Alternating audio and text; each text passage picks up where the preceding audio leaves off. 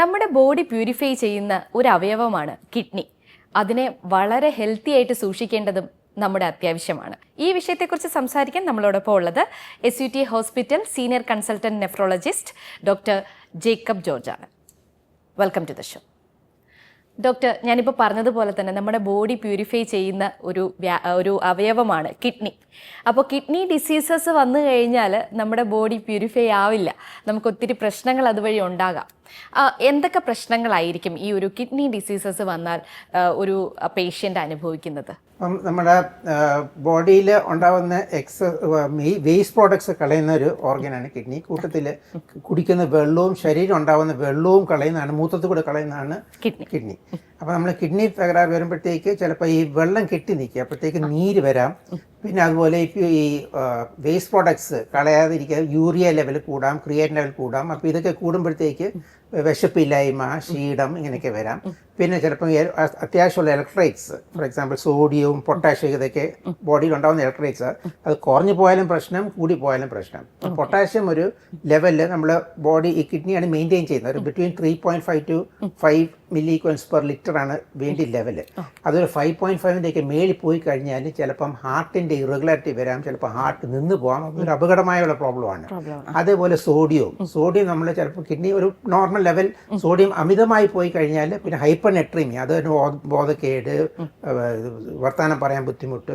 അതേസമയം സോഡിയം തീരെ കുറഞ്ഞു പോയാലും മയക്കം, ജോലി ചെയ്യാൻ ഉന്മേഷക്കുറവ്, ഇതൊക്കെ വരാം. യൂറിയ ലെവലൊക്കെ കൂടുമ്പോഴത്തേക്ക് വിശപ്പില്ലായ്മ, ഛർദ്ദിൽ, ക്ഷീണം.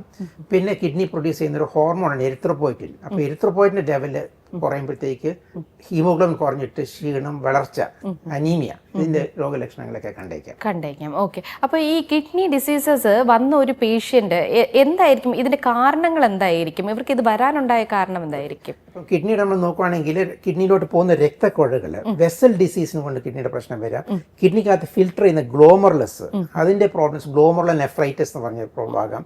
പിന്നെ ട്യൂബ്യൂൾസ്, ഈ രക്തം ഫിൽട്ടർ ചെയ്ത് കഴിഞ്ഞിട്ട് ഗ്ലോമർലെസ് ഫിൽട്ടർ ചെയ്യുന്ന ട്യൂബ്യൂൾസ് വഴിയാണ് അത് മൂത്രത്തിൽ കൂടി വരുന്നത്. അപ്പോൾ ട്യൂബുലർ പ്രോബ്ലം, ട്യൂബുലർ നെക്രോസിസ്, ഇങ്ങനെ ചില മരുന്നുകൾ, ഇങ്ങനെ പാമ്പ് കടിച്ച് കിഡ്നിക്ക് തകരാറ് വരുന്നതൊക്കെ ട്യൂബ്യൂൾസിന് അഫക്റ്റ് ചെയ്യുന്ന പ്രശ്നങ്ങളാണ്. പിന്നെ കല്ലുകൾ വരാം, പിന്നെ സിസ്റ്റുകൾ വരാം. പിന്നെ ഈ മൂത്രസഞ്ചിക്കകത്ത് വെളി കളയുന്ന പ്രോസ്റ്റേറ്റ്, അങ്ങനത്തെ മൂത്രസഞ്ചിക്കകത്തുള്ള പ്രശ്നം, ഒബ്സ്ട്രക്റ്റീവ് യൂറോപ്പതി, ഈ റീനൽ സിസ്റ്റത്തിനാണ് ചിലപ്പം കല്ലുകൾ വരാം, ട്യൂമർ വരാം. ഇപ്പം ഇതൊക്കെ വരുമ്പോഴത്തേക്ക് വൃക്ക തകരാറ് വരാം. ഇപ്പം രക്തക്കൊഴകൾ തന്നെ നമുക്കെല്ലാം അറിയാം, ബ്ലഡ് പ്രഷർ കൂടുമ്പോഴത്തേക്കും എല്ലാവരും പറയും ബ്ലഡ് പ്രഷർ കൂടിക്കഴിഞ്ഞാൽ വൃക്കയ്ക്ക് പകരം വരാം. കാരണം അതിൻ്റെ രക്തക്കൊഴകളുടെ നമ്മുടെ നോക്കുകയാണെങ്കിൽ ശരീരത്തിൻ്റെ നമ്മൾ ഹാർട്ട് പമ്പ് ചെയ്യുന്ന ഓൾമോസ്റ്റ് ഒരു 25% ബ്ലഡ് വൃക്കയിലോട്ടാണ് പോകുന്നത്. അപ്പോൾ നമ്മൾ അമിതമായ ബ്ലഡ് പ്രഷർ കൂടിക്കഴിഞ്ഞാൽ അത്രയും പ്രഷറാക്കി കിഡ്നിയിലോട്ട് പോകുന്നത്. അപ്പം പ്രഷർ കൊണ്ട് തന്നെ കിഡ്നിക്ക് തകരാറ് വരാം. ക്യാൻസർ പോലുള്ള അത് ബാധിക്കാം. Renal cell carcinoma, kidney cell carcinoma, അതേസമയം മൂത്രസഞ്ചിക്കകത്ത് കാർസിനോമ, കൂടാതെ ഗർഭപാത്രത്തിന്റെ ക്യാൻസർ പോലും കിഡ്നിയെ ബാധിക്കാം. കാരണം നമ്മൾ അവിടെ വന്ന് തടസ്സം കൊണ്ട് ഈ ലിംഫാറ്റിക് ലിംഫ് നോഡ് ഒബ്സ്ട്രക്ഷൻ കൊണ്ട് തന്നെ കിഡ്നി, അപ്പം പലതരം ക്യാൻസർ കിഡ്നിയെ ബാധിക്കാം. അതുപോലെ ബോൺ ക്യാൻസർ, മൾട്ടിപ്പിൾ മൈലോമ എന്ന് പറഞ്ഞ ബോൺ ക്യാൻസേഴ്സ്, ഇതിന്റെ ഇങ്ങനത്തെ ക്യാൻസറിലൊക്കെ ചിലപ്പോൾ കാൽഷ്യത്തിന്റെ ലെവൽ കൂടി വന്നേക്കാം. ഇപ്പൊ കാൽഷ്യം ലെവൽ കൂടിയാലും വൃക്കയ്ക്ക് തകരാറ് വരാം. അപ്പം കിഡ്നിയുടെ വെളിയിലുള്ള ക്യാൻസർ തന്നെ വൃക്കകളെ ബാധിക്കാം. ഓക്കെ, ഇതൊക്കെ നമ്മുടെ ലൈഫ് സ്റ്റൈൽ കൊണ്ടാണോ ഇങ്ങനെ സംഭവിക്കുന്നത്? മിക്ക കോസസ് ഓഫ് ഇപ്പോൾ ഇങ്ങനത്തെ ഈ അമിതമായ രക്തസമ്മർദ്ദം, അതുപോലെ ഷുഗർ, ഡയബറ്റീസ്, കൊളസ്ട്രോൾ, ഇതൊക്കെ നമ്മുടെ ലൈഫ് സ്റ്റൈൽ ഡിസീസിന്റെ പാടാണ് ഇത് കൊണ്ടുവരുന്നതാണ്. നമുക്ക് എല്ലാവർക്കും അറിയാം, ഇപ്പം നമ്മുടെ എല്ലാവരുടെയും ലൈഫ് സ്പാൻ കൂടിയിരിക്കുകയാണ്. അതേസമയം പണ്ടത്തെ മാതിരിയുള്ള വ്യായാമം കിട്ടുന്നില്ല. പിന്നെ സെഡൻഡറി ലൈഫാണ് കൂടുതൽ. അങ്ങനെ നമ്മുടെ പഴയ കാലത്തെ ആളുകളൊക്കെ ഒത്തിരി എക്സേർട്ട് ചെയ്തായിരുന്നു ജോലി ചെയ്തുകൊണ്ടിരുന്നത്. ഇപ്പോൾ എല്ലാം കൂടി ലൈഫ് ഒരു കംഫർട്ടബിൾ ലൈഫ് ആയപ്പോഴത്തേക്ക് വെയിറ്റ് കൂടുന്നുണ്ട്. അതേസമയം അത് കൂട്ടത്തിൽ ബ്ലഡ് പ്രഷറും ഡയബറ്റീസും കൂടുമ്പോഴത്തേക്ക് ഇതെല്ലാം വൃക്കകൾക്ക് തകരാറ് വരാം. ഈ വൃക്കകൾ തകരാറിലാവുന്നത് പ്രായമായവരിലായിരിക്കും കൂടുതലും, അതെല്ലാം അഡൽട്സിലായിരിക്കും, അത് കുട്ടികളിലും ഇത് സംഭവിക്കും? കുട്ടികളിലും വരാം. ചിലപ്പോൾ നമ്മളിപ്പം ചിലപ്പോൾ ജന്മനമായി തന്നെ ഇപ്പോൾ ചില അസുഖങ്ങൾ കിഡ്നിയെ തന്നെ ബാധിക്കുന്ന ഹെറിഡിറ്ററി ഡിസീസ് എന്ന് പറയും. ഇപ്പോൾ നമ്മൾ പിന്നെ ഡെവലപ്മെൻറ്റൽ പ്രോബ്ലംസ്, നമ്മൾ ചിലപ്പം പ്രഗ്നൻസി ടൈമിൽ തന്നെ നമ്മൾ സ്കാൻ ചെയ്യുമ്പോഴത്തേക്ക് നമുക്ക് റുട്ടീനായിട്ട് സ്കാൻ ചെയ്തില്ല, അമ്മയുടെ ഹെൽത്ത് നോക്കുമ്പോൾ ഫീറ്റസ് കൊണ്ട് നോക്കുമ്പോഴത്തേക്ക് നമ്മൾ സ്കാൻ ചെയ്യുമ്പോൾ തന്നെ നമുക്ക് ചിലപ്പം കണ്ടേക്കാം വൃക്കയ്ക്ക് ചിലപ്പം വീക്കം വരാം, ഒബ്സ്ട്രക്ഷൻ കൊണ്ട്, അല്ലെങ്കിൽ വൃക്കകളിൽ സിസ്റ്റ് കണ്ടേക്കാം, മൾട്ടി സിസ്റ്റിക് കിഡ്നി ഡിസീസ്. കുട്ടി മറ്റേ ജന്മനമായി തന്നെ കിഡ്നിക്ക് തകരാറ് നമുക്ക് സ്കാൻ വെച്ച് കാണിക്കാം. ഇപ്പോൾ ഒരു കിഡ്നിക്ക് മാത്രം ഇങ്ങനത്തെ സിസ്റ്റിക് ഡിസീസ് ഒക്കെ ആണെങ്കിൽ കൊച്ചിന് സാധാരണ കാരണം ഒരു കിഡ്നി മതി നോർമലി ജീവിക്കാൻ. അപ്പം അവർക്ക് സാധാരണ ഒരു റീസണബിളി നോർമൽ ലൈഫ് ആയിരിക്കും. യാദൃശ്യമായി ചിലപ്പം കണ്ടുപിടിച്ച് വരുന്ന ഈ മറ്റേ കിഡ്നിക്ക് ഇങ്ങനത്തെ സിസ്റ്റോ ഡിസീസസ് ഉണ്ടെന്ന്. പിന്നെ ഗ്ലോമറൽ നെഫ്രൈറ്റിസ്, കുട്ടികൾ സാധാരണ കാണുന്ന നെഫ്രോട്ടിക് സിൻഡ്രോം എന്ന് പറഞ്ഞൊരു അസുഖമാണ്. അത് നീര് വരിക, പെട്ടെന്ന് നീര് വന്നിട്ട് പിന്നെ കുറേ നാളായിട്ട് ചിലപ്പം മരുന്ന് കഴിക്കുമ്പോൾ ചിലപ്പോൾ കുറയും, പിന്നെ വീണ്ടും റിലാപ്സ് അടിച്ച് വരുന്നത്.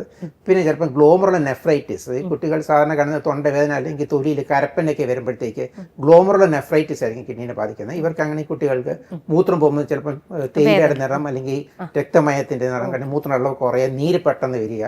സാധാരണ ഈ കിഡ്നിയുടെ ഒരു ദേഹത്തിൽ എക്സസ് വെള്ളം ഒന്ന് കളയാനുള്ള സാധ്യതകൾ കുറഞ്ഞു വരും. നമ്മൾ കുടിക്കുന്ന വെള്ളവും ഉപ്പും നമ്മൾ കൂടുതൽ കുടിച്ചു കഴിഞ്ഞാൽ, കൂടുതൽ ഉപ്പിട്ട് കഴിഞ്ഞാൽ പിന്നെ ബ്ലഡ് പ്രഷർ കൂടാം, നീര് കൂടുതൽ വരും. അപ്പൊ സാധാരണ ഈ കുട്ടികൾ കൺപോളകളിലൊക്കെ ആയിരിക്കും സാധാരണ നീര് ആദ്യം കാണുന്നത്.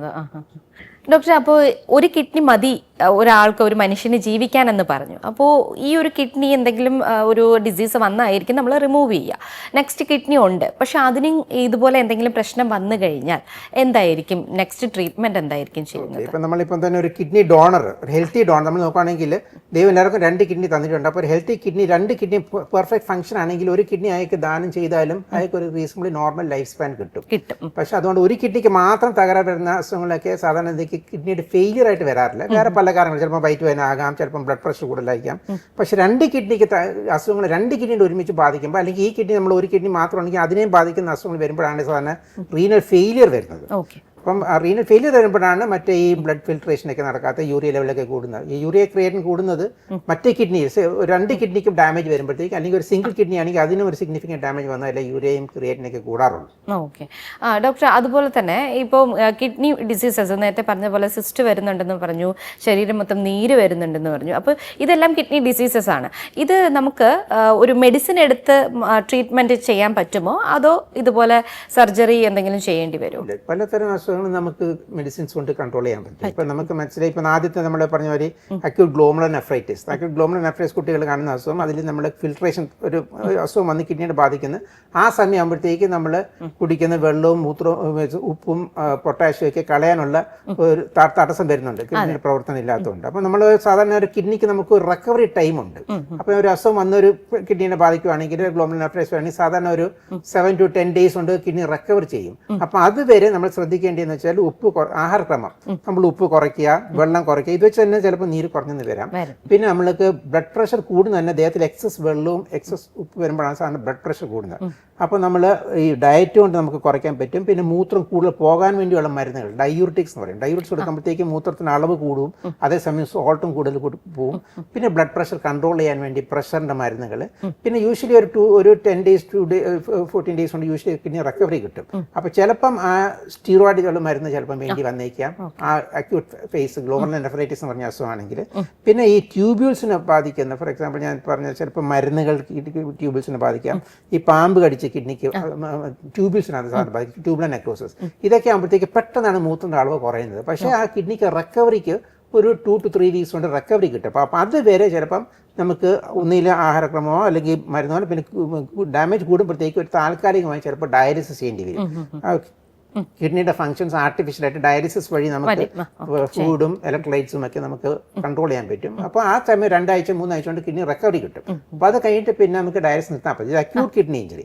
പിന്നെ സായ കിഡ്നിക്ക് തകരാറ് വരുന്ന പിന്നെ ജീവിതകാലം മൊത്തം ഡയാലിസിസ് അല്ലെങ്കിൽ കിഡ്നി ട്രാൻസ്പ്ലാന്റിലേക്ക് പോകും. പല അസുഖങ്ങൾ, ഗ്ലോമറുലർ നെഫ്രൈറ്റിസും വാസ്കുലൈറ്റിസും അങ്ങനത്തെ സാധനമാണ് നമുക്ക് ഇമ്മ്യൂണോ സപ്രസീവ് ഡ്രഗ്സ് കൊണ്ട് യൂഷ്വലി കിഡ്നി റിക്കവറി കിട്ടും. ഡോക്ടർ നേരത്തെ പറഞ്ഞതുപോലെ തന്നെ ഈ നീര് വരുന്നതിന്റെ കാരണങ്ങൾ എന്തൊക്കെയാണ്? ഇപ്പം നീര് പല കാരണങ്ങൾ കൊണ്ട് വരാം. ഇപ്പം നമ്മൾ നോക്കുകയാണെങ്കിൽ നമ്മുടെ ശരീരത്തിൽ ഒരു 60% വെള്ളമാണ്. പക്ഷേ ഈ വെള്ളം ഒരു 3/4 ഭാഗം സെൽസിനകത്താണ്.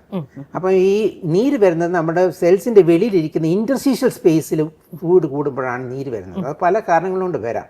ഇപ്പം നമ്മൾ പണ്ടൊക്കെ നമ്മുടെ പ്രോട്ടീൻ്റെ അംശം സിവിയർ ഹൈപ്പോ ആൽബുമിൻ വരുമ്പോഴത്തേക്ക് നീര് വരാം.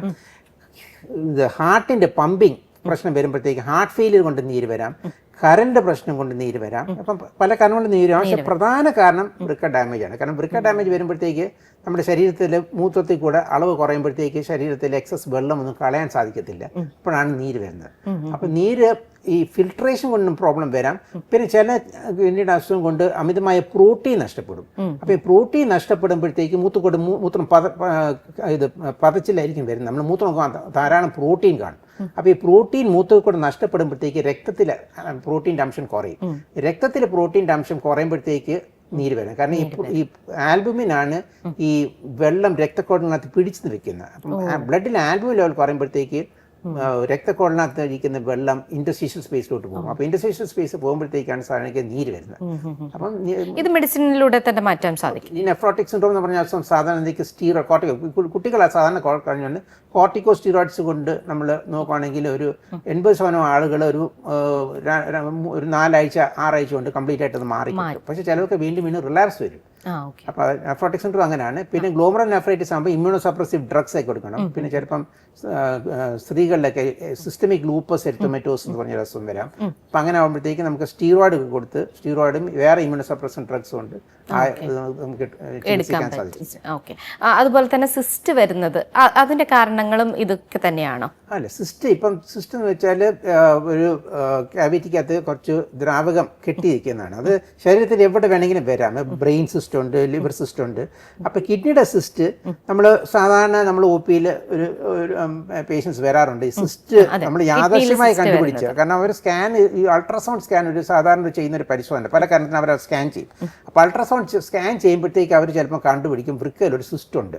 അപ്പോൾ സിസ്റ്റ് എന്ന് കേൾക്കുമ്പോഴത്തേക്ക് എല്ലാവർക്കും ഒരു പേടിയാണ്. കാരണം എല്ലാവർക്കും ഒരു ക്യാൻസറസ് ആണോ, അത് പ്രോബ്ലം ആണോ. അപ്പം യാദൃശ്യമായിട്ട് കണ്ടുപിടിക്കുന്ന സിസ്റ്റ് അത് പ്രത്യേകിച്ച് ഒരു 50 വയസ്സ് 60 വയസ്സ് കഴിഞ്ഞ് വരുന്നവർക്ക് 1-2 സിസ്റ്റൊക്കെ സാധാരണ കണ്ടുവരുന്നതാണ്. അപ്പോൾ അത് സാധാരണയ്ക്ക് പ്രശ്നം വരാറില്ല.